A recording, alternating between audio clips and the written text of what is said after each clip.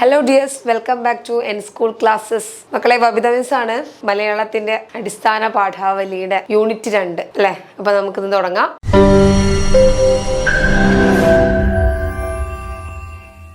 ആദ്യത്തെ യൂണിറ്റ് അവളെല്ല ഭംഗിയായിട്ട് അങ്ങ് തീർത്തു. അപ്പൊ ഇനി നമുക്ക് പറയാനുള്ളത് രണ്ടാമത്തെ യൂണിറ്റ് ആണ്.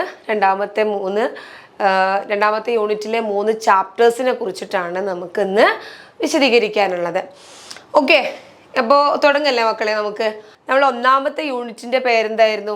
കതിർച്ചൂടും നാടിൻ പെരുമകൾ. അതിലെ 3 ചാപ്റ്റേഴ്സ് ആയിരുന്നു. ഏതൊക്കെ? ഗ്രാമശ്രീകൾ, കുമ്മാട്ടി, അതുപോലെ തന്നെ വിത്ത് എന്ന മഹാത്ഭുതം അല്ലേ. അപ്പോൾ അതേപോലെ അല്ലേ, അത് നല്ല ഭംഗിയായിട്ട് നമ്മൾ പഠിച്ചു കഴിഞ്ഞു. ഇനി യൂണിറ്റ് 2 അടിസ്ഥാന പാഠാവലിയുടെ രണ്ടാമത്തെ യൂണിറ്റ് സ്നേഹസുന്ദര പാതയിലൂടെ എന്ന യൂണിറ്റ് രണ്ടാമത്തേല് എത്ര ചാപ്റ്റേഴ്സ് ഉണ്ട്? 3 ചാപ്റ്റേഴ്സ് ആണ് നമുക്കുള്ളത്. ഒന്നാമത്തെ ചാപ്റ്റർ ഏതാണ്? ഫാത്തിമ തുരുത്ത്. രണ്ടാമത്തേതാണ് കാട് ആരത്.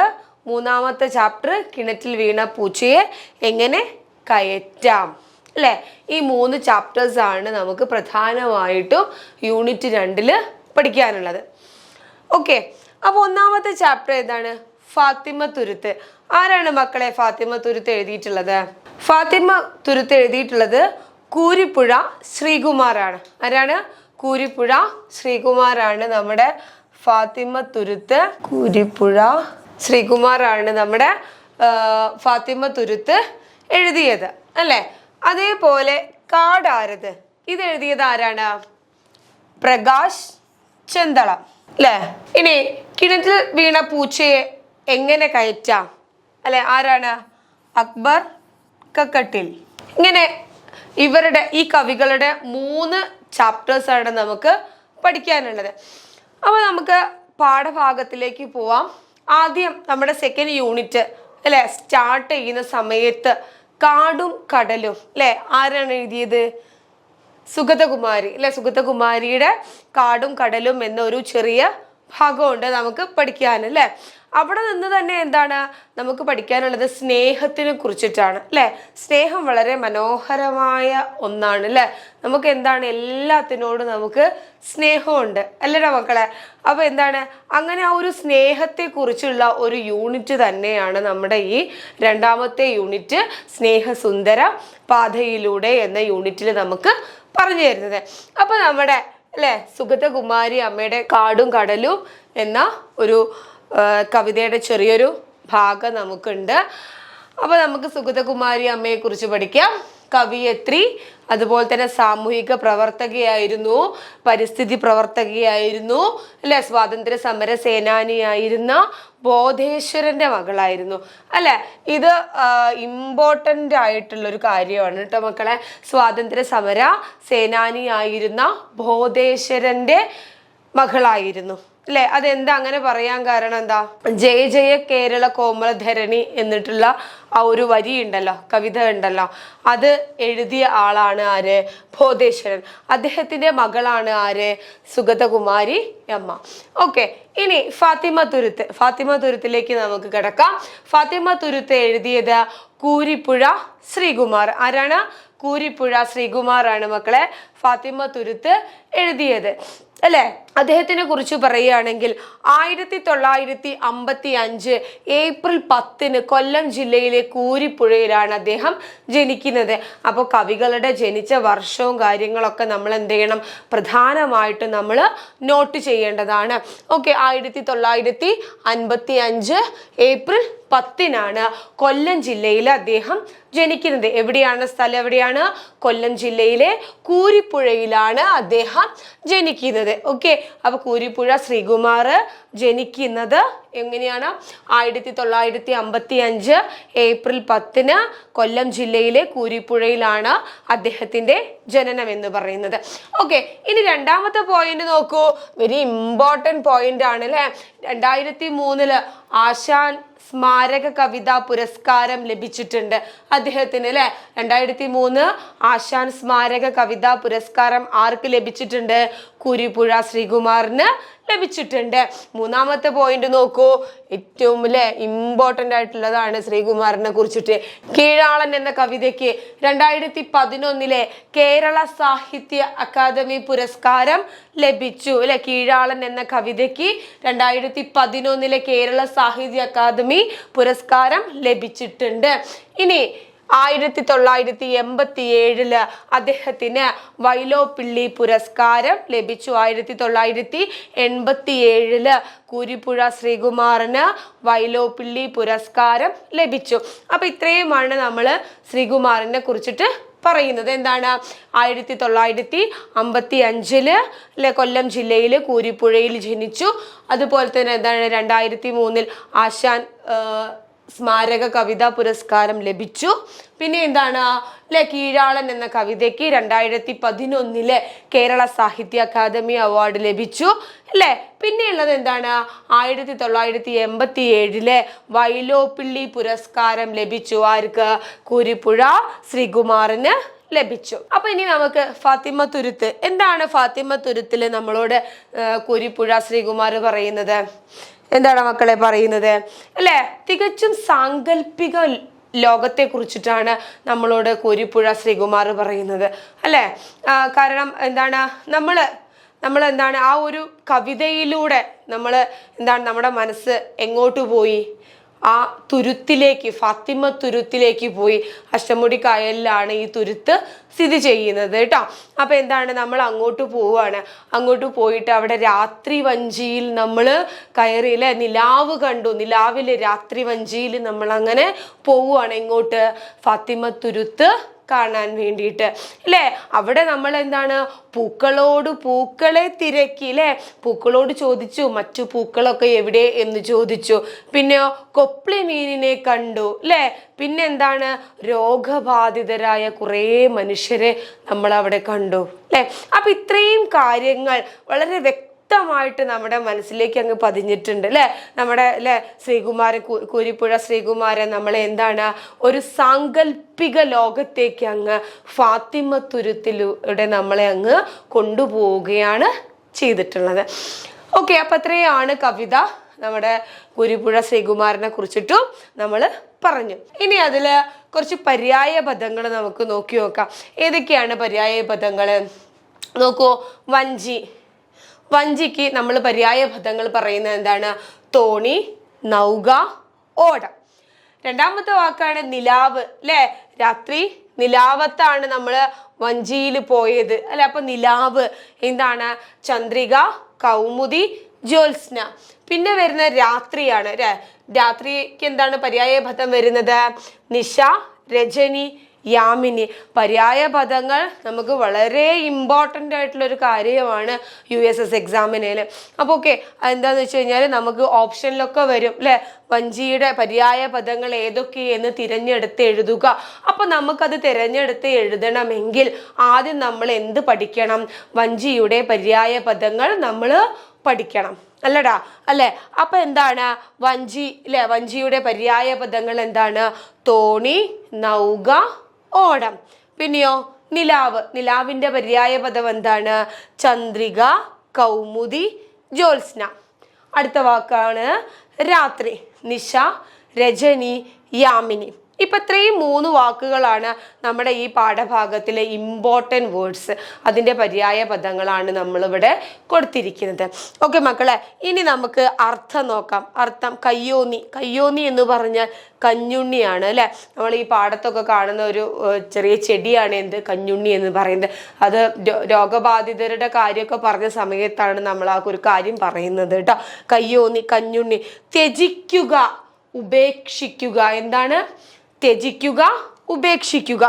ഓക്കെ, അപ്പൊ ഇത്രയുമാണ് അതിലെ പര്യായ പദങ്ങളും അതുപോലെ തന്നെ അർത്ഥങ്ങളും. ഇനി നമുക്ക് വിഗ്രഹിച്ചെഴുതാം.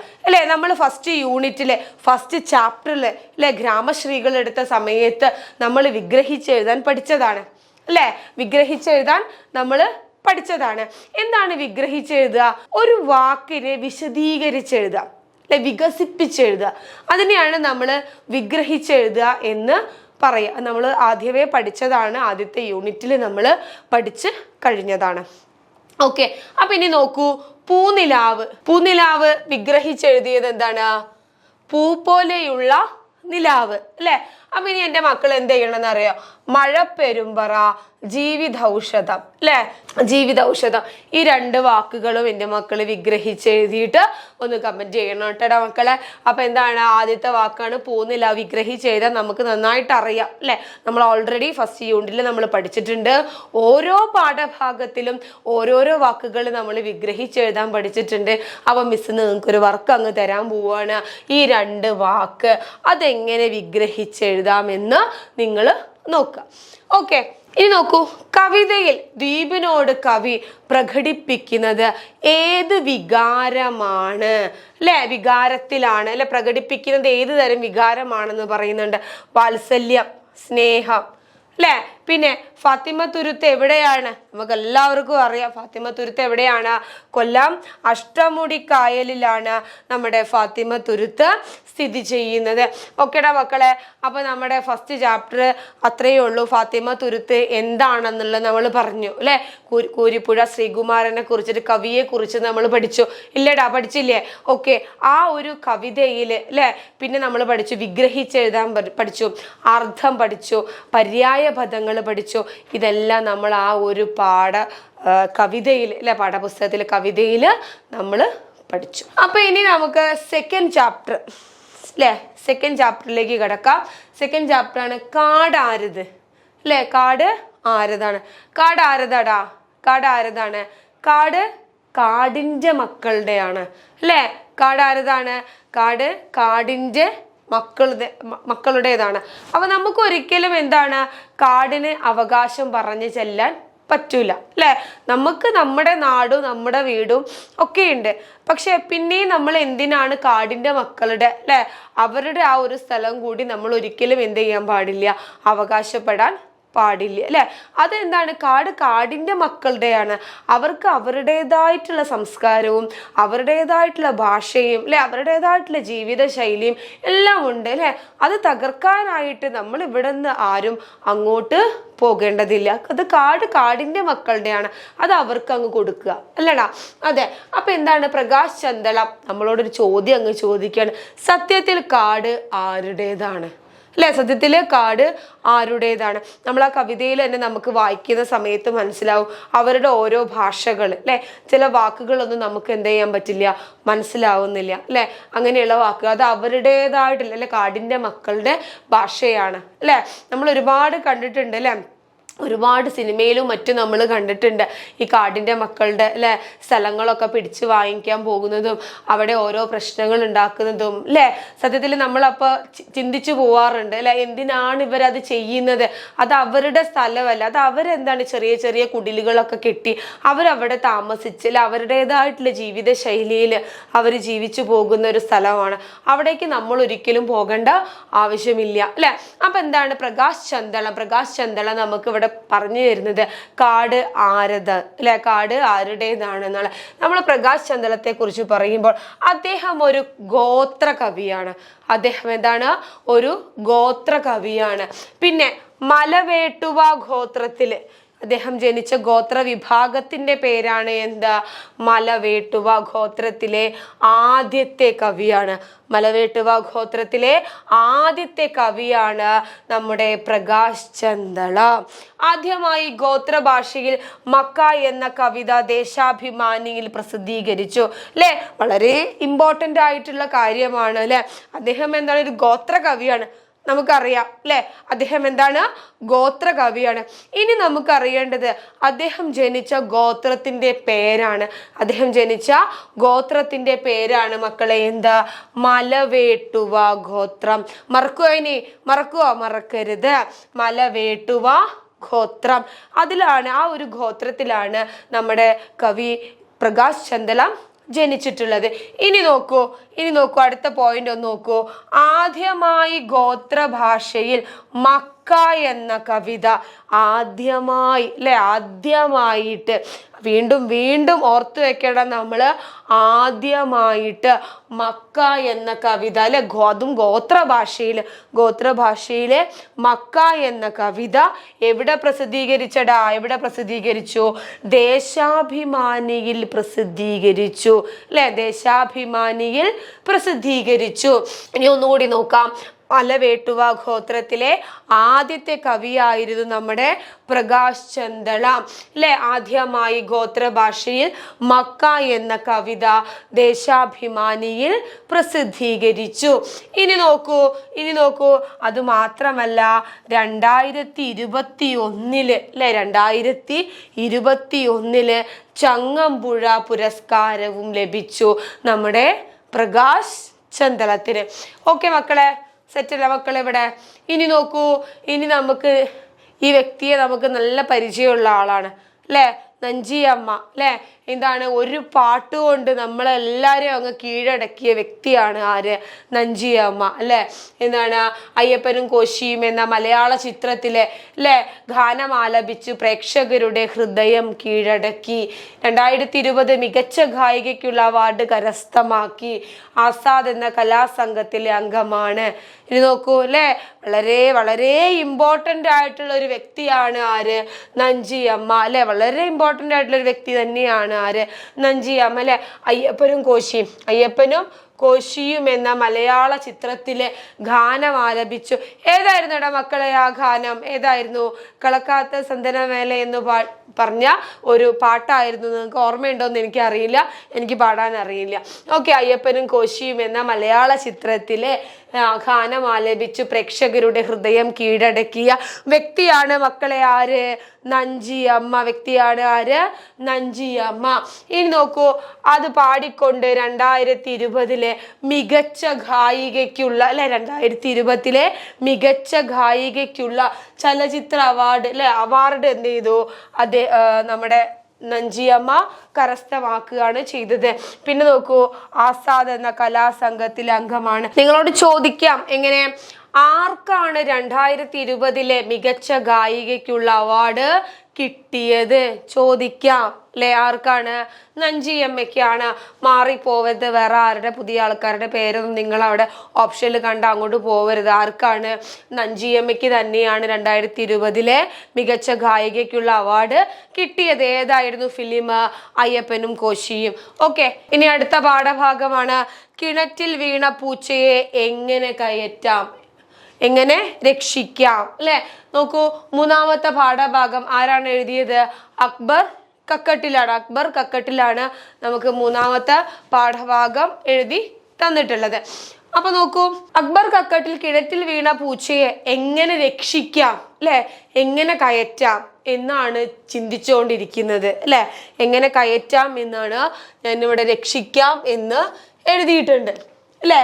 എങ്ങനെ രക്ഷിക്കാം എന്നാണ് അദ്ദേഹം ചിന്തിച്ചുകൊണ്ടിരിക്കുന്നത്. കാരണം എന്താണ് നമ്മുടെ കവി ഒരു സമ്മേളനത്തിന് പോവുകയാണ് അല്ലെ, പ്രസംഗിക്കാൻ പോവുകയാണ്. ആ സമയത്ത് തൻ്റെ ഉമ്മ വന്നിട്ട് പറയുകയാണ്, മോനെ പോവല്ലേ, നമ്മുടെ കിണറിൽ ഒരു പൂച്ച വീണിട്ടുണ്ടെന്ന് പറഞ്ഞു അല്ലെ. ഭയങ്കര അരിശത്തോടെയാണ് അദ്ദേഹം ഇങ്ങനെ നോക്കി നിന്നത് അല്ലെ. എന്ത് ചെയ്യും ഞാൻ സമ്മേളനത്തിന് പോവാൻ തയ്യാറായതാണ് അല്ലെ. അവിടെ പ്രസംഗിക്കാൻ തയ്യാറായതാണ്. അപ്പൊ നോക്കൂ, അങ്ങനെ നിന്ന സമയത്ത് അദ്ദേഹത്തിന് ഇത് എന്ത് ചെയ്യണമെന്നറിയില്ല. അദ്ദേഹം വിചാരിക്കുന്നുണ്ട് തൻ്റെ ഭാര്യ ഉണ്ടായിരുന്നുവെങ്കിൽ അല്ലെ ഇതിനൊരു പരിഹാരം കണ്ടെത്തുമായിരുന്നു. ഇതിപ്പോ അവൾ ഇവിടെ ഇല്ല, ഞാനും ഉമ്മയും മാത്രമാണ്. കിണറ്റിലെ പൂച്ചേനെ എടുക്കുകയും വേണം അല്ലെ, വെള്ളം കുടിക്കണ്ടേ. പൂച്ച അതിലുണ്ടായാൽ നമുക്ക് വെള്ളം കുടിക്കാൻ പറ്റൂല, പൂച്ചേന്റെ ജീവൻ രക്ഷിക്കുകയും വേണം അല്ലെ. നമ്മുടെ യൂണിറ്റിന്റെ പേരെന്തായിരുന്നു? സ്നേഹസുന്ദര പാതയിലൂടെ അല്ലെ. അപ്പൊ മിണ്ടാപ്രാണികളോട് നമ്മൾ എന്ത് ചെയ്യണം? സ്നേഹം കാണിക്കേണ്ട മക്കളെ, അതിനെ രക്ഷിച്ചെടുക്കണം അല്ലെ, കിണറ്റിൽ നിന്നും അതിനെ രക്ഷിച്ചെടുക്കണം. അങ്ങനെയാണ് നമ്മുടെ അക്ബർ കക്കട്ടിൽ ഇങ്ങനെ നിന്ന് എല്ലാ കിണറിന്റെ അടുത്തേക്ക് പോകുന്നു അല്ലെ. എല്ലാവരെയും വിളിച്ച് അതൊക്കെ റെഡിയാക്കാൻ നോക്കുന്നു. അദ്ദേഹത്തിന് ഒന്നും കഴിയില്ല അല്ലെ, അദ്ദേഹത്തിന് പ്രസംഗിക്കാനല്ലാതെ മറ്റൊന്നിനും അദ്ദേഹത്തിന് കഴിയില്ല. അങ്ങനെ ആ സമ്മേളനത്തിൽ വന്ന ആളുകളൊക്കെ ഇദ്ദേഹത്തിൻ്റെ മുറ്റത്താണ് വന്ന് നിൽക്കുന്നത്. ആ കിണറിന് ചുറ്റും ഇങ്ങനെ കൂടി നിൽക്കുകയാണ് ചെയ്തിട്ടുള്ളത്. അങ്ങനെ അവസാനം എല്ലാവരും ഓരോരോ വഴികൾ പറഞ്ഞു അല്ലെ. നമ്മുടെ വീട്ടിലെ കിണറ്റിലൊക്കെ പൂച്ചകൾ വീണിട്ടുള്ള ആൾക്കാരാണ് അല്ലെ. നമുക്കറിയാം ആ അവസ്ഥ എന്തായിരിക്കും എന്നുള്ളത് നമുക്ക് നന്നായിട്ട് അറിയാം. ഓരോരുത്തരും ഓരോ ഓപ്ഷൻ പറയും അല്ലെ, ആ പൂച്ചയെ എങ്ങനെ എടുക്കാം എന്നുള്ളത്. അങ്ങനെ നമ്മുടെ അക്ബർ കക്കട്ടിലെ വീട്ടിലും ഇതുപോലെ തന്നെയാണ് സംഭവിച്ചത്. ആ സമ്മേളനത്തിന് വന്ന ആൾക്കാർ മൊത്തം കിണറിന് ചുറ്റും കൂടി നിന്ന് അല്ലെ പൂച്ചയെ എങ്ങനെ എടുക്കാമെന്ന് ആലോചിച്ച് അതിങ്ങനെ പറയാൻ തുടങ്ങി. അതിനനുസരിച്ച് ഓരോന്നും നോക്കാൻ തുടങ്ങി, പൂച്ചയെ എങ്ങനെയൊക്കെ എടുക്കാം എന്നുള്ളത്. അങ്ങനെ അവസാനം പൂച്ചയെ അങ്ങ് എടുക്കുകയാണ്. ആരാണ് എടുത്തത്? അനന്തനാണ് പൂച്ചേനെ കിണറ്റിൽ നിന്നും എടുക്കുന്നത്. ഏകദേശം അത് പൂച്ചേനെ എടുത്ത സമയമായപ്പോഴേക്കും നമ്മുടെ സമ്മേളനത്തിന് സമയമൊക്കെ കഴിഞ്ഞ് അല്ലെ, ആളുകളൊക്കെ പോയി. പിന്നെ ആരും ഇല്ല അല്ലെ, പ്രസംഗിക്കാൻ ആരും ഇല്ല.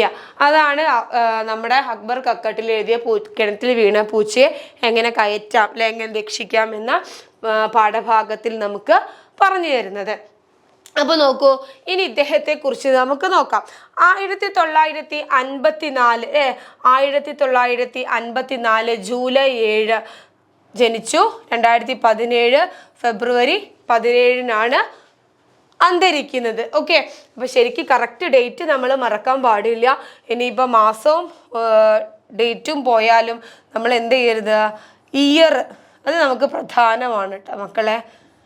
1954 2017 അദ്ദേഹത്തിൻ്റെ ജീവിതകാല ഘട്ടമാണ് ഇതുള്ളത്. എന്താ പറയുക, മാസവും ഡേറ്റും നിങ്ങൾ ഓർത്ത് വെച്ചിട്ടില്ലെങ്കിലും എൻ്റെ മക്കൾ ഇയർ മറക്കരുത്. 1954 to 2017. ഓക്കെ, 1954 ജൂലൈ 7, 2017 ഫെബ്രുവരി 17. ഇനി നോക്കൂ, മലയാളം ചെറുകഥാകൃത്ത്. അദ്ദേഹം എന്തൊക്കെയായിരുന്നു, കുറേ പദവികളൊക്കെ ഉണ്ടായിരുന്നു അല്ലെ. എന്തൊക്കെയായിരുന്നു? മലയാളം ചെറുകഥാകൃത്ത്, നോവലിസ്റ്റ്, ഉപന്യാസകാരൻ അല്ലെ. പിന്നെയോ അധ്യാപക കഥകൾ എന്ന പ്രസ്ഥാനത്തിന് മലയാളത്തിൽ രൂപം നൽകുന്നതിൽ മുഖ്യ പങ്കുവഹിച്ചു അല്ലെ. മലയാളം ചെറുകഥാകൃത്തായിരുന്നു അല്ലെ. വളരെ മനോഹരമായിട്ട് അദ്ദേഹത്തിൻ്റെ കഥകളൊക്കെ വായിക്കുമ്പോൾ നമ്മൾ നന്നായിട്ട് ചിരിച്ചു പോവും അല്ലെ. വളരെയധികം തമാശ നിറഞ്ഞ കഥകളാണ് അദ്ദേഹത്തിൻ്റെത്. നോക്കാം ഇല്ലേ, മലയാളം ചെറുകഥാകൃത്ത്, നോവലിസ്റ്റ്, ഉപന്യാസകാരൻ കൂടിയായിരുന്നു ആര്? നമ്മുടെ അക്ബർ കക്കട്ടിൽ. ഇനി നോക്കൂ, അധ്യാപക കഥകൾ. നോക്കൂ മക്കളെ, ഇമ്പോർട്ടൻ്റ് പോയിന്റ് ആണ്. അധ്യാപക കഥകൾ എന്ന പ്രസ്ഥാനത്തിന് മലയാളത്തിന് രൂപം നൽകുന്നതിൽ മുഖ്യ പങ്കു വഹിച്ചു. എന്താണ്? അധ്യാപക കഥകൾ എന്ന പ്രസ്ഥാനത്തിന് മലയാളത്തിൽ രൂപം നൽകുന്നതിൽ മുഖ്യ പങ്കു വഹിച്ചു. ഇത്രയുമാണ് നമ്മുടെ അക്ബർ കക്കട്ടിലിനെ കുറിച്ച് നമുക്ക് പഠിക്കാനുള്ളത്. ഓക്കെ, അപ്പൊ മൂന്നാമത്തെ പാഠഭാഗമായ കിണറ്റിൽ വീണ പൂച്ചയെ എങ്ങനെ കയറ്റാം അല്ലെങ്കിൽ എങ്ങനെ രക്ഷിക്കാം, ആരാണ് എഴുതിയത്? അക്ബർ കക്കട്ടിൽ അല്ലെ. അപ്പോ പാഠഭാഗം നമുക്ക് എന്ത് ചെയ്യുന്നുണ്ട്, നന്നായിട്ട് മനസ്സിലായി അല്ലെ. എന്താണ് അവിടെ ഉണ്ടായത് അല്ലെ, എങ്ങനെയാണ് പൂച്ചയെ കിണറ്റിൽ നിന്ന് എടുത്തത്, ഈ ഒരു വിവരങ്ങളെല്ലാം നമുക്ക് നന്നായിട്ട് അറിയാം. നമ്മൾ അതെല്ലാം നന്നായിട്ട് മനസ്സിലാക്കി വെച്ചു. ഇനി നമുക്ക് വേണ്ടത് കവിയെ കുറിച്ചിട്ടാണ്, അക്ബർ കക്കട്ടിലിനെ കുറിച്ചിട്ടാണ് അല്ലെ. ഏതായിരുന്നു ഡേറ്റ്, ഏതായിരുന്നു മക്കളെ? 1954 മുതൽ 2017 വരെയാണ് അദ്ദേഹം ജീവിച്ചിരിക്കുന്നത് അല്ലെ. ഇനി നോക്കൂ, മലയാള ചെറുകഥാകൃത്ത്. ഓർത്തു വെക്കണം, അദ്ദേഹം ആരൊക്കെയായിരുന്നു? മലയാളം ചെറുകഥാകൃത്തായിരുന്നു, നോവലിസ്റ്റ് ആയിരുന്നു, ഉപന്യാസകാരനായിരുന്നു. അതിന് പുറമെ നോക്കൂ, അധ്യാപക കഥകൾ എന്ന പ്രസ്ഥാനത്തിന് മലയാളത്തിൽ രൂപം നൽകുന്നതിൽ ഒരു മുഖ്യ പങ്കു കൂടി ആര് വഹിച്ചു? നമ്മുടെ അക്ബർ കക്കട്ടിൽ വഹിച്ചു. അപ്പൊ ഇത്രയുമാണ് നമ്മുടെ ഒരു പാഠഭാഗത്തിനെ കുറിച്ച് എനിക്ക് നിങ്ങൾക്ക് പറഞ്ഞു തരാൻ ഉള്ളത്. ഓക്കെ, അപ്പോൾ നമ്മുടെ മൂന്നാമത്തെ യൂണിറ്റ് സ്നേഹസുന്ദര പാതയിലൂടെ എന്ന യൂണിറ്റിലെ 3 പാഠഭാഗങ്ങളാണ് നമ്മൾ ഇന്നിവിടെ പറഞ്ഞിട്ടുള്ളത് അല്ലെ. ചെറിയൊരു രൂപം ഞാൻ നിങ്ങൾക്ക് തന്നു, അതിൽ കവിയെ കുറിച്ചിട്ട് നമ്മൾ പറഞ്ഞു അല്ലെ. ഇനി എൻ്റെ മക്കൾ ചെയ്യേണ്ടത് ഈ 3 പാഠങ്ങളും വളരെ നന്നായിട്ട് അല്ലെ, നല്ല രീതിയിൽ അത് വായിക്കണം അല്ലെ. വായിച്ചെങ്കിൽ മാത്രമേ അതിൻ്റെ ഉള്ളിൽ നിന്ന് വരുന്ന 1 വേർഡ് ക്വസ്റ്റ്യൻസിന് നിങ്ങൾക്ക് ആൻസർ ചെയ്യാൻ പറ്റുള്ളൂ അല്ലെ.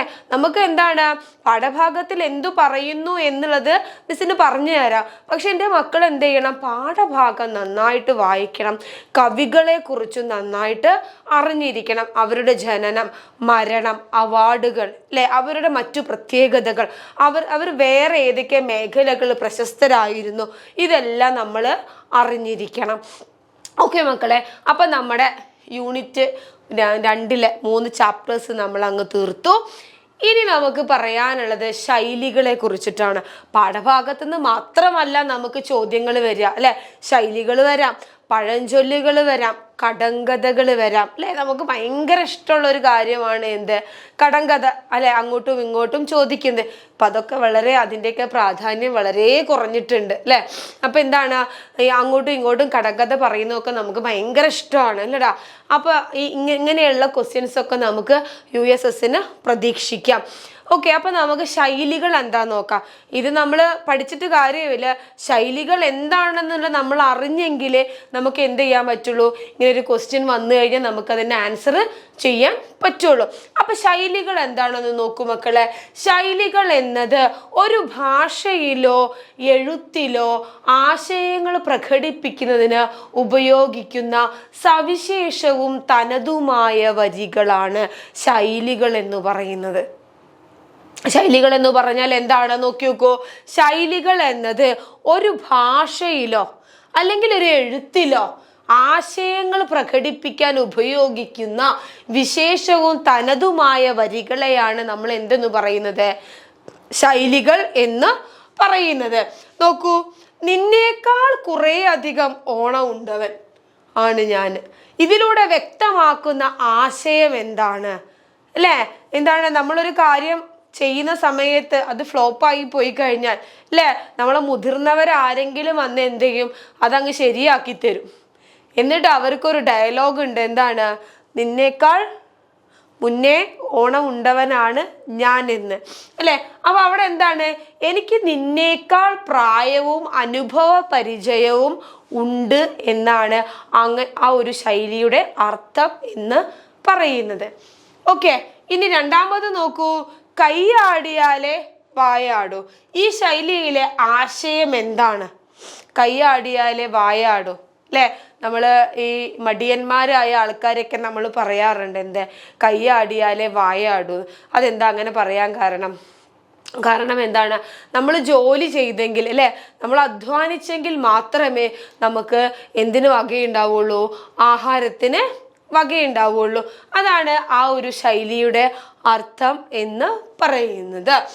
ഇനി മൂന്നാമത്തെ ഒരു ചോദ്യമുണ്ട്, എന്താണ്, രോഗി ഇച്ഛിച്ചതും വൈദ്യൻ കൽപ്പിച്ചതും പാല് അല്ലെ. അതായത് നമ്മളൊരു കാര്യം ഇങ്ങനെ വിചാരിച്ചുകൊണ്ടിരിക്കുകയായിരിക്കും, അത് ചിലപ്പം നടക്കില്ലായിരിക്കാം അല്ലെ. പക്ഷെ നമ്മൾ എന്താണ്, നമ്മുടെ ഉള്ളിൽ അത് ഭയങ്കര ഒരു ആഗ്രഹമായിട്ട് ഇങ്ങനെ നിൽക്കുകയാണ് അല്ലെ. ആ സമയമാണ് അല്ലെ, നമ്മുടെ അതേ ആഗ്രഹം സാധിപ്പിച്ച് തന്നുകൊണ്ട് വേറൊരാൾ ഇങ്ങോട്ട് വരികയാണ് അല്ലെ. നമുക്കത് ചെയ്യാം എന്ന് പറഞ്ഞുകൊണ്ട് നമ്മുടെ അടുത്തേക്ക് ഒരാൾ വരികയാണ്.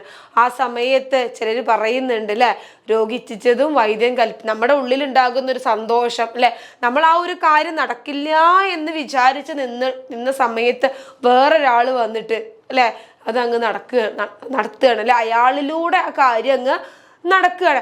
അപ്പൊ അതിനെയാണ് നമ്മൾ എന്തെന്ന് പറയുന്നത്, രോഗി ഇച്ഛിച്ചതും വൈദ്യം കൽപ്പിച്ചതും പാൽ എന്ന് പറയുന്നത്.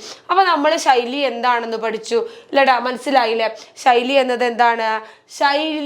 ശൈലികൾ എന്നത് ഒരു ഭാഷയിലോ ഒരു എഴുത്തിലോ ആശയങ്ങൾ പ്രകടിപ്പിക്കുന്നതിന് ഉപയോഗിക്കുന്ന സവിശേഷവും തനതുമായ വരികളെയാണ് നമ്മൾ എന്തെന്ന് പറയുന്നത്, ശൈലികൾ എന്ന് പറയുന്നത്.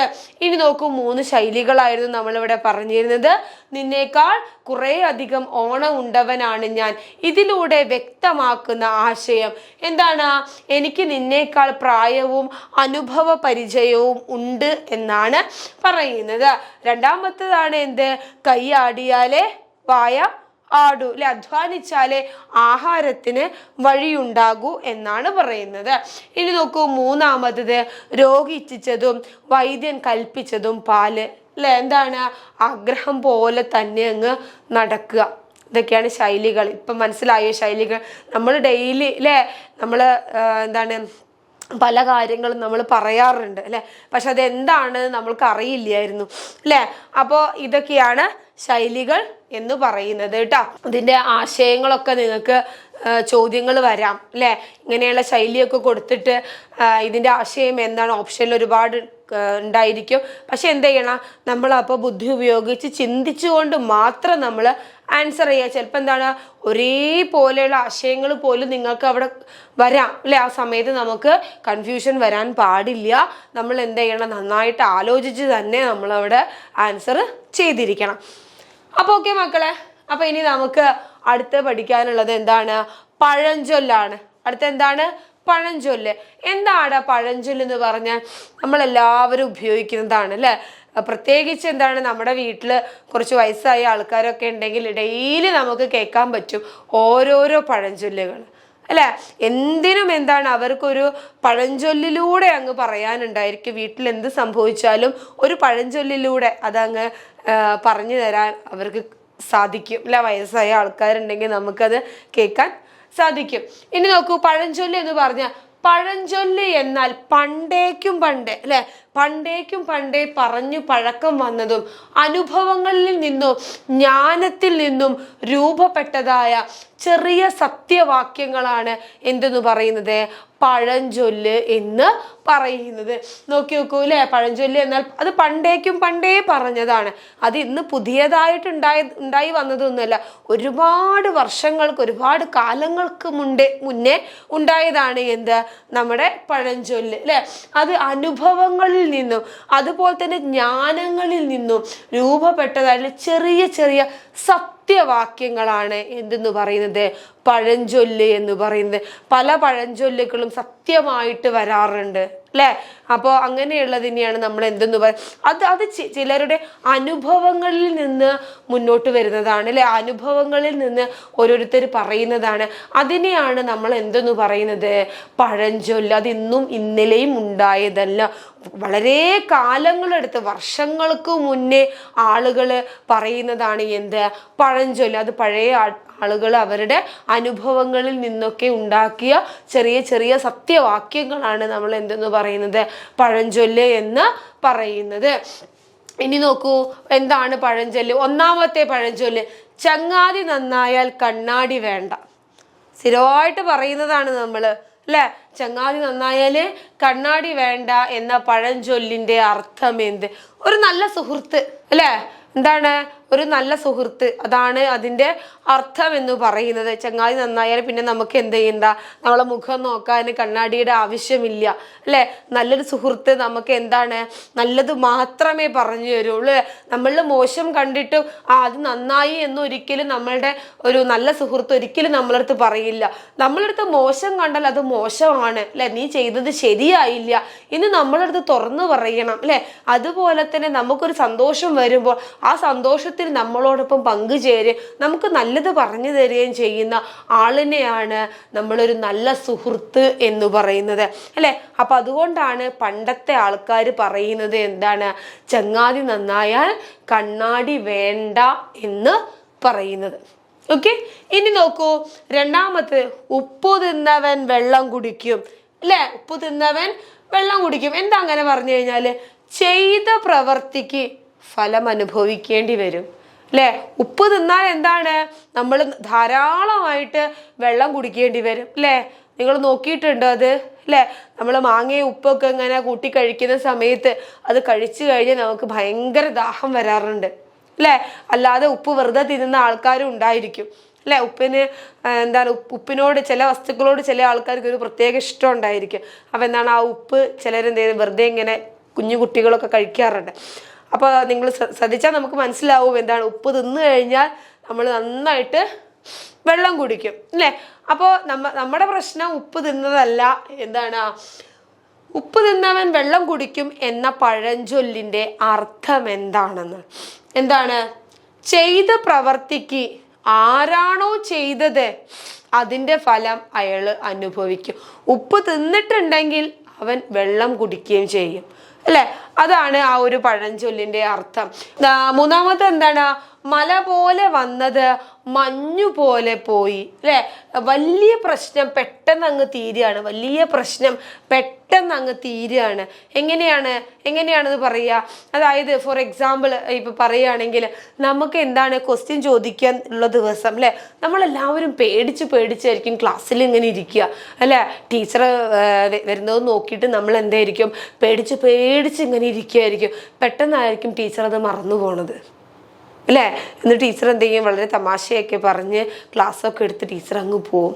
അപ്പോൾ നമുക്കുണ്ടാവുന്ന ഒരു ആശ്വാസമുണ്ട് അല്ലേ, ഒരു വലിയാണ് നമ്മളപ്പോൾ അല്ലേ. അപ്പോൾ എന്താണ്, വലിയ എന്തോ പ്രശ്നം വരാൻ പോകുന്നു എന്ന് നമ്മൾ വിചാരിച്ചു. പക്ഷെ അതെന്ത് ചെയ്തു, പെട്ടെന്ന് അങ്ങ് തീർന്നു പോയി അല്ലേ. ഒന്ന് മഞ്ഞുരുകുന്ന പോലെ അങ്ങ് പോയി എന്ന് പറയും. അതാണ് മല പോലെ വന്ന് മഞ്ഞു പോലെ പോയി എന്ന് പറയുന്ന പഴഞ്ചൊല്ലിൻ്റെ അർത്ഥം എന്ന് പറയുന്നത്. ഇനി നോക്കൂ തൂലികാനാമങ്ങൾ. അപ്പം നമ്മൾ ശൈലികൾ പറഞ്ഞു, പഴഞ്ചൊല്ലുകൾ പറഞ്ഞു. ഇനി കടങ്കഥയുണ്ട്. കടങ്കഥ ഞാൻ പറഞ്ഞു തരേണ്ട ആവശ്യമില്ല, നിങ്ങൾക്ക് തന്നെ അത്യാവശ്യം കടങ്കഥകൾ അറിയാം അല്ലേ. ചോദ്യങ്ങൾ ചോദിച്ചു കഴിഞ്ഞാൽ നിങ്ങൾ ആൻസേഴ്സ് പറയും. അപ്പം എന്താണ്, അത് പിന്നെ നമ്മൾ ഓപ്ഷനിൽ ഉണ്ടാവുന്ന സമയത്ത് നിങ്ങൾക്ക് തോന്നും അല്ലേ, നന്നായിട്ട് ആലോചിച്ച് അതിനെന്ത് ചെയ്താൽ മതി, നോക്കിയാൽ മതി. ഓക്കെ. അപ്പൊ ഇനി നോക്കൂ തൂലികാനാമങ്ങൾ. എന്താണ് തൂലികാനാമം എന്ന് പറഞ്ഞു കഴിഞ്ഞാൽ നമ്മൾ ഒരുപാട് കേൾക്കുന്നുണ്ട് അല്ലേ. പ്രത്യേകിച്ചും USS എക്സാമിന് പഠിക്കാനിരുന്ന സമയം മുതൽ നമ്മൾ കേൾക്കുന്നതാണ് അല്ലേ. മലയാളം പഠിക്കാനിരിക്കുന്ന സമയം മുതൽ നമ്മൾ കേൾക്കുന്നതാണ് തൂലികാനാമം പഠിക്കൂ, തൂലികാനാമം പഠിക്കൂ. തൂലികാനാമം USS എക്സാമിന് നിർബന്ധമാണ്, അത് ഉണ്ടായിരിക്കുമെന്ന് നമ്മൾ ഇങ്ങനെ കൂടെ ഇത് ഇങ്ങനെ കേട്ടുകൊണ്ടിരിക്കുകയാണ്. അപ്പോഴൊക്കെ നമ്മൾ ആലോചിച്ചിട്ടുണ്ട്, എന്താണ് ഈ തൂലികാനാമം അല്ലെ. ആ കവിക്ക് വേറൊരു പേരോ? അതെന്തിനാ അത് അല്ലെ? അത് നമുക്കൊരു പണി ഉണ്ടാക്കാനാണ്. എന്താണ് തൂലികാനാമം എന്ന് പറഞ്ഞു കഴിഞ്ഞാൽ, ഒരു എഴുത്തുകാരൻ സ്വന്തം യഥാർത്ഥ പേരിനു പകരം കൃതികൾ പ്രസിദ്ധീകരിക്കാൻ ഉപയോഗിക്കുന്ന സാങ്കല്പിക നാമമോ അപരനാമമോ ആണ് എന്തെന്ന് പറയുന്നത്, തൂലികാനാമം എന്ന് പറയുന്നത്. അതായത് ഒരു കവി ഇപ്പം എന്ത് ചെയ്യും, സ്വന്തം പേരിന് പകരം വേറൊരു പേര് അങ്ങ് വെക്കും അല്ലെ. പിന്നെ അദ്ദേഹത്തെ അറിയപ്പെടുന്നത് അദ്ദേഹത്തിന്റെ തൂലികാനാമത്തിലായിരിക്കും. പിന്നെ നമ്മൾ ഇങ്ങനെ ഏതെങ്കിലും ബുക്കൊക്കെ വായിക്കുന്ന സമയത്തായിരിക്കും ഇതായിരുന്നു അദ്ദേഹം അല്ലെ, നമ്മൾ ആലോചിക്കാറുണ്ട് അല്ലെ. അപ്പൊ എന്താണ്, ഒട്ടുമിക്ക കവികൾക്കും, എല്ലാ കവികൾക്കും എന്ന് പറയുന്നില്ല, ഒട്ടുമിക്ക കവികൾക്കും എന്തുണ്ട്, തൂലികാനാമം ഉണ്ട്. അപ്പൊ നോക്കൂ തൂലികാനാമം അല്ലെ. ഉറൂബ് എന്ന തൂലികാനാമത്തിൽ അറിയപ്പെടുന്നത് ആരാണ്?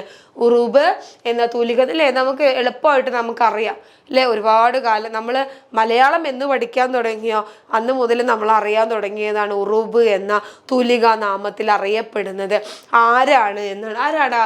PC കുട്ടിക്കൃഷ്ണൻ അല്ലെ. PC കുട്ടിക്കൃഷ്ണൻ മിസ് ഇത്രയും എളുപ്പമായത് എടുത്തത് എന്താന്ന് വെച്ച് കഴിഞ്ഞാൽ തൂലികാനാമം എന്താണെന്ന് നിങ്ങൾക്ക് അറിയണം എന്ന് വിചാരിച്ചുകൊണ്ടാണ് എളുപ്പമുള്ളത് എടുത്തത് കേട്ടോ. ഉറൂബ് എന്ന തൂലികാനാമത്തിൽ അറിയപ്പെടുന്നത് ആരാണ് മക്കള്? PC കുട്ടിക്കൃഷ്ണൻ ആണ്. ഇനി നോക്കൂ അടുത്തതാണ് G എന്ന തൂലികാനാമത്തിൽ അറിയപ്പെടുന്നത്, നമുക്ക് എല്ലാവർക്കും അറിയാം, G ശങ്കരക്കുറുപ്പ് അല്ലെ. അപ്പോൾ വളരെ എളുപ്പമുള്ളതാണ് ഇത് എടുത്തിട്ടുള്ളത് കേട്ടോ. ഇനി പ്രഭ എന്ന തൂലികാനാമത്തിൽ അറിയപ്പെടുന്നത് ആരാടാ? വൈക്കം മുഹമ്മദ് ബഷീറാണ് കേട്ടോ. ഇമ്പോർട്ടൻ്റ് ആണ് കേട്ടോ മക്കളെ, അത് വൈക്കം മുഹമ്മദ് ബഷീറാണ് പ്രഭ എന്ന തൂലികാനാമത്തിൽ അറിയപ്പെടുന്നത്. ഇനി നോക്കൂ പ്രേംജി എന്ന തൂലികാനാമത്തിൽ അറിയപ്പെടുന്നത് ആരാണ്? AP ഭട്ടതിരിപ്പാടാണ്. ഓക്കെ. അപ്പൊ ഇതൊക്കെയാണ് തൂലികാനാമങ്ങൾ എന്ന് പറയുന്നത്. അപ്പൊ എന്താണ് തൂലികാനാമങ്ങൾ? നമുക്ക് എന്താണ് വളരെ ഇമ്പോർട്ടൻ്റ് ആയിട്ടുള്ള കാര്യമാണ് അത്. ഒട്ടുമിക്ക കവികളുടെ നിങ്ങൾക്ക് എത്രത്തോളം മാക്സിമം നിങ്ങൾക്ക് എത്രത്തോളം പഠിക്കാൻ പറ്റുമോ അത്രത്തോളം എൻ്റെ മക്കൾ എന്ത് ചെയ്യണം, തൂലികാനാമങ്ങൾ പഠിച്ചു വെക്കണം. ഓക്കെ. അപ്പൊ ഇപ്പൊ നമ്മൾ എന്ത് ചെയ്തു, നമ്മളെ സെക്കൻഡ് യൂണിറ്റ് കംപ്ലീറ്റ് ചെയ്തു അല്ലേ. സംശയമുണ്ടോ ഇനി സെക്കൻഡ് യൂണിറ്റിൽ? ഇല്ല. അപ്പൊ അത് കംപ്ലീറ്റ് ചെയ്തു. അതിനുശേഷം നമ്മൾ ശൈലികൾ പറഞ്ഞു, പഴഞ്ചൊല്ലുകൾ പറഞ്ഞു, തൂലികാനാമങ്ങൾ പറഞ്ഞു. ഇതെല്ലാം നമ്മൾ അങ്ങ് തീർത്തു. ഇനി നമുക്കുള്ളത് എന്താണ്? കുറച്ച് ക്വസ്റ്റ്യൻസ് ആണ്. പറയട്ടെ ഞാൻ. താഴെ കൊടുത്തിരിക്കുന്നവയിൽ വൈക്കം മുഹമ്മദ് ബഷീറിന്റെ നോവലിൽ പെടാത്തത് ഏതാണ്? നാലുകെട്ട്. അല്ലെ? നമുക്ക് എല്ലാവർക്കും അറിയാം എന്താണ് നാലുകെട്ടാണെന്ന്.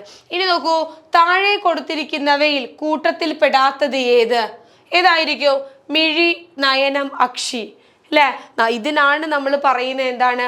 പര്യായ പദങ്ങൾ പഠിച്ച് വെക്കണം, പര്യായ പദങ്ങൾ പഠിച്ചു വെക്കണം എന്നുള്ളത് അല്ലെ? മിഴി, നയനം, അക്ഷി, ആനനം. ഇതിൽ നിന്ന് ഏതാണ് വേണ്ടാത്തത് അല്ലെ? കൂട്ടത്തിൽ പെടാത്ത, ഇവരുടെ ഒന്നും കൂട്ടത്തിൽ പെടാത്ത ഒരാള് ഇവരുടെ കൂട്ടത്തിൽ ഇപ്പൊ ഉണ്ട്. നമുക്ക് അതിനൊന്ന് എടുത്തു മാറ്റണം. ആരാടാ മക്കളെ അത്? ആനനം ആണോ? കറക്റ്റ് ആണോ അത്? ആനനമാണ്. ആനനം എന്ന് പറഞ്ഞാൽ എന്താണ്? ആനനം മുഖം അല്ലെ?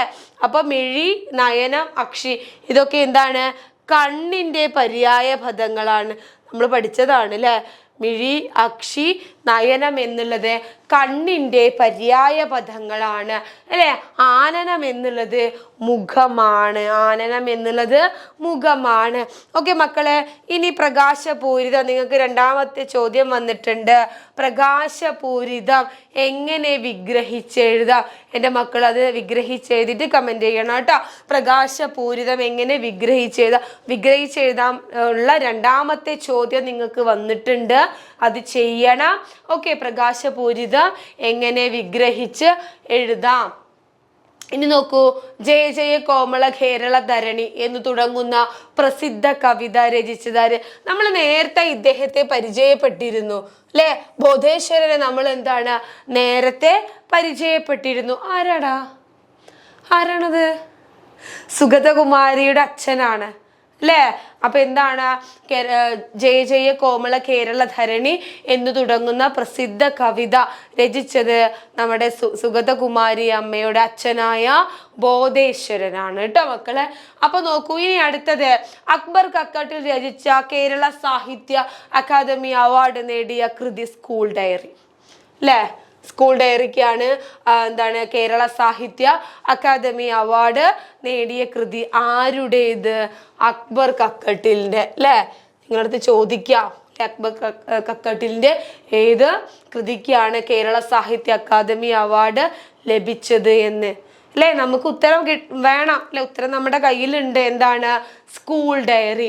ഓക്കെ, ഇനി നോക്കൂ, അക്ബർ കക്കട്ടിലിന്റെ രചനകളുടെ സവിശേഷത. മിസ് നേരത്തെ പറഞ്ഞിരുന്നു അല്ലെ? അക്ബർ കക്കട്ടിലിന്റെ രചനകളുടെ പ്രത്യേകത എന്താണ്? ദുഃഖമാണോ? അല്ല, പിന്നെ എന്താണ്? നർമ്മമാണ് അല്ലെ? തമാശ നിറഞ്ഞ കഥയാണ് അല്ലേ? നമ്മൾ കിണറ്റിൽ വീണ പൂച്ചയെ എങ്ങനെ കയറ്റാം, അതിലൊക്കെ എന്താണ് വളരെ തമാശ ആയിട്ടുള്ള ഒരുപാട് രംഗങ്ങളുണ്ട് അല്ലേ മക്കളെ? കാരണം എന്താണ്? പൂച്ചയെ എങ്ങനെയൊക്കെ എടുക്കാം, ഇങ്ങനെ ഓരോരുത്തരും ഓരോ ഓപ്ഷൻസ് പറയുകയാണ് അല്ലെ? നമുക്ക് തന്നെ എന്താണ് വായിച്ചു കഴിഞ്ഞാൽ ചിരിക്കാൻ ഒരുപാടുണ്ട്. അപ്പൊ എന്താണ് അക്ബർ കക്കട്ടിന്റെ ചെറുകഥകളൊക്കെ എന്നെ മക്കൾക്ക് കിട്ടുന്നുണ്ടെങ്കിൽ വായിക്കാൻ ശ്രമിക്കുക കേട്ടോ. അപ്പൊ എന്താണ്? നർമ്മമാണ്. ഇനി നോക്കൂ, കേരള സാഹിത്യ അക്കാദമി സ്ഥിതി ചെയ്യുന്നത് എവിടെയാണെന്നാ ചോദിക്കുന്നത്. എവിടെയാണ്? തൃശ്ശൂരാണ് കേട്ടോ. ഇനി വിത്ത് എന്ന മഹാത്ഭുതം ഏത് സാഹിത്യ വിഭാഗത്തിൽ പെട്ടതാണ്? ചെറുവയൽ രാമന്റെ ആത്മകഥയാണത് അല്ലേ? ആത്മകഥയാണ്, നമുക്ക് എല്ലാവർക്കും അറിയാം. പക്ഷെ നിങ്ങൾക്ക് എന്ത് ചെയ്ത് ഓപ്ഷൻസ് കാണുന്ന സമയത്ത് അത് മാറി പോകരുത്. ഓക്കെ, അപ്പൊ ഇത്രയുമാണ് നമുക്ക് ഇന്നത്തെ ക്ലാസ്സിൽ പറയാനുള്ളത്. നമ്മൾ എന്താണ് സെക്കൻഡ് യൂണിറ്റിലെ കാര്യങ്ങൾ പഠിച്ചു, ചാപ്റ്റേഴ്സ് പഠിച്ചു. അതിൽ വിഗ്രഹിച്ചെഴുതാനുണ്ടായിരുന്നു, പര്യായ പദങ്ങൾ ഉണ്ടായിരുന്നു, അർത്ഥങ്ങൾ ഉണ്ടായിരുന്നു, കവിയെ കുറിച്ചിട്ടുണ്ടായിരുന്നു, കവിക്ക് കിട്ടിയ അവാർഡുകൾ അല്ലെ, അദ്ദേഹത്തിന് വേറെ മേഖലയിൽ ഉള്ള പ്രശസ്തനായ വേറെ മേഖലകൾ ഉണ്ടായിരുന്നു, അതൊക്കെ നമ്മൾ പറഞ്ഞു. അത് കഴിഞ്ഞിട്ട് നമ്മൾ എന്താണ് ശൈലികളെ കുറിച്ച് പറഞ്ഞു, പഴഞ്ചൊല്ലുകളെ കുറിച്ച് പറഞ്ഞു, തൂലികാനാമം പറഞ്ഞു അല്ലെ. പിന്നെ എന്താണ് നമ്മൾ കുറച്ച് ക്വസ്റ്റ്യൻസും എഴുതി. ഓക്കെ, അപ്പൊ ഇത്രയുമാണ് ഇന്നത്തെ ക്ലാസ്സിൽ നമുക്ക് മലയാളം അടിസ്ഥാന പാഠാവലിയിൽ നമുക്ക് പറയാനുള്ളത്. ഇനി നമുക്ക് യൂണിറ്റ് 3 ഉണ്ട്.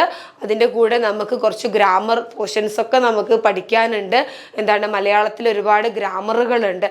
അപ്പം എൻ്റെ മക്കൾ എന്ത് ചെയ്യണം? ക്ലാസ്സുകളൊക്കെ നന്നായിട്ട് കേൾക്കണം, ഇത്രയും കാര്യങ്ങൾ പഠിക്കണം. ഓക്കെ, ഏറ്റവും ആദ്യം മിസ്സിന് പറയാനുള്ള എന്താണ്?